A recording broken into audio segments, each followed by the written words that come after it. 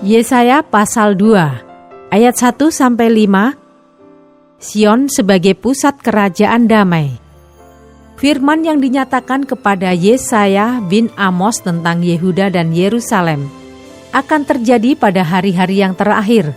Gunung tempat rumah Tuhan akan berdiri tegak di hulu gunung-gunung dan menjulang tinggi di atas bukit-bukit.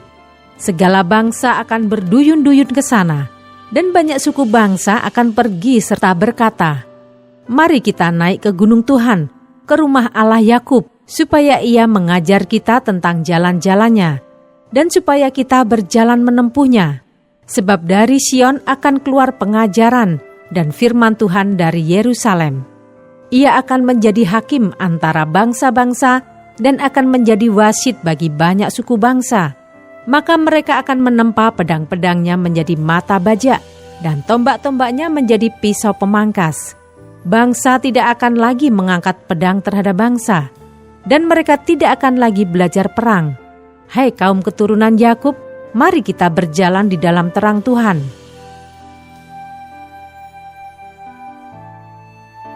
Ayat 6-22. Hukuman Tuhan terhadap semua orang yang meninggikan diri. Sungguh telah kau buang umatmu, yakni kaum keturunan Yakub, sebab di mana-mana mereka melakukan tenung seperti yang di timur dan sihir seperti orang Filistin, dan orang-orang asing di antara mereka terlalu banyak. Negerinya penuh emas dan perak, dan tak terbatas harta bendanya. Negerinya penuh kuda dan tak terbatas jumlah keretanya. Negerinya penuh berhala-berhala. Mereka sujud menyembah kepada buatan tangannya sendiri dan kepada yang dikerjakan oleh tangannya. Maka manusia ditundukkan dan orang direndahkan. Janganlah ampuni mereka.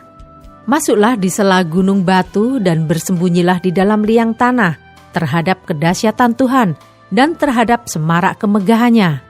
Manusia yang sombong akan direndahkan, dan orang yang angkuh akan ditundukkan, dan hanya Tuhan sajalah yang maha tinggi pada hari itu. Sebab Tuhan semesta alam menetapkan suatu hari untuk menghukum semua yang congkak dan angkuh, serta menghukum semua yang meninggikan diri, supaya direndahkan. Untuk menghukum semua pohon aras di Libanon yang tumbuh meninggi dan tetap menjulang, dan menghukum semua pohon terbantin di Basan. Untuk menghukum semua gunung yang tinggi-tinggi dan semua bukit yang menjulang ke atas. Untuk menghukum semua menara yang tinggi-tinggi dan semua tembok yang berkubu. Untuk menghukum semua kapal Tarsis dan semua kapal yang paling indah.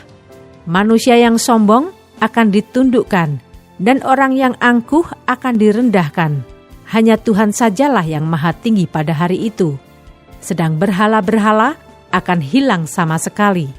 Maka orang akan masuk ke dalam gua-gua di gunung batu dan ke dalam liang-liang di tanah terhadap kedahsyatan Tuhan dan terhadap semarak kemegahannya pada waktu Ia bangkit menakut-nakuti bumi.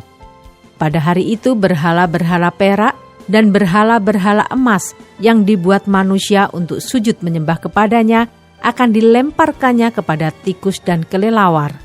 Dan ia akan masuk ke dalam lekuk-lekuk di gunung batu dan ke dalam celah-celah di bukit batu terhadap kedahsyatan Tuhan dan terhadap semarak kemegahannya pada waktu Ia bangkit menakut-nakuti bumi. Jangan berharap kepada manusia, sebab ia tidak lebih daripada embusan nafas, dan sebagai apakah ia dapat dianggap?